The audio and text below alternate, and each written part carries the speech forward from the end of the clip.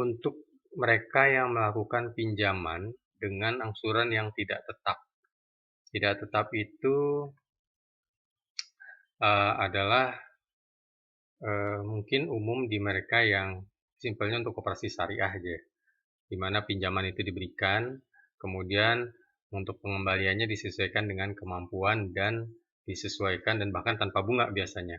Dan kalaupun diberikan bunga, mungkin untuk koperasi yang non syariah, ini yang modelnya lebih membantu. Jadi diberikan pinjaman untuk usaha, dikembalikan mungkin nilainya setiap bulan bisa berbeda, dan bunganya juga mungkin bisa ditaruh di depan, ditaruh di belakang. Jadi bisa diakomodir di aplikasi ini, di mana di sini kita bisa sama seperti angsuran tetap. Kita pilih ID anggotanya di sini yang akan melakukan yang akan kita hitung kemampuannya. Ya, ini kebetulan jadi satu untuk evaluasi pinjaman angsuran ini jadi satu antara yang angsuran tetap dan angsuran tidak tetap. Ini kita bisa melihat hanya untuk tujuannya menghitung kemampuan. Ya, jadi hanya untuk menghitung kemampuan, udah ada di video sebelumnya.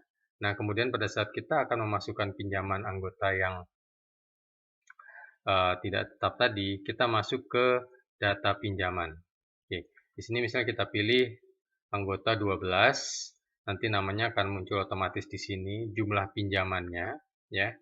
Kita masukkan jumlah pinjaman awal, kemudian jangka waktu peminjaman, total bunga kalau dikenakan bunga, administrasi. Kemudian nomor kontrak, kita isikan nomor kontraknya, tanggal terima dananya.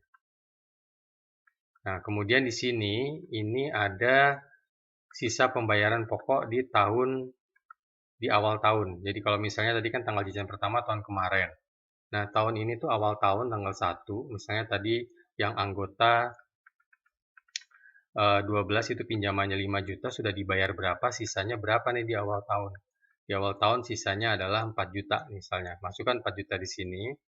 Cicilan terakhir, seperti kita tahu, ini bukan cicilan yang bayarnya bulanan atau reguler. Jadi ada waktunya sehingga kita ini bukan menjadi patokan, tapi perlu dicatatkan di sini agar kita tahu bahwa anggota ini dari komitmen awal misalnya mau dibayar 6 kali kah, 12 kali kah, 10 kali kah, itu kita sudah tahu dia sudah bayar berapa kali dan sisanya berapa tadi. Sisanya 4 juta dan rencananya mau dibayar di tahun ini berapa kali. Nah, di sini bisa kita lihat bahwa dia mau bayar di bulan pertama 500, bulan kedua 500, kemudian nanti bulan keempat kosong, bulan kelima sekitar 250, dan seterusnya, sehingga kita bisa tahu apakah total angsuran pokoknya di tahun ini akan dilunasi semua atau hanya sebagian. Ya. Pertanyaannya, apakah kita perlu menulis semuanya di sini? Tidak, karena ini fleksibel. Jadi kalau misalnya saya belum tahu nih saya bisa bayar berapa nih, gitu, maka di sini tidak perlu ditulis juga.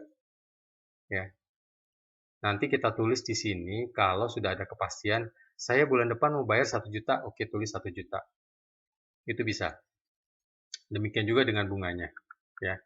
Karena nantinya itu untuk mempermudah kita dalam melihat di bagian rekap pembayaran angsuran.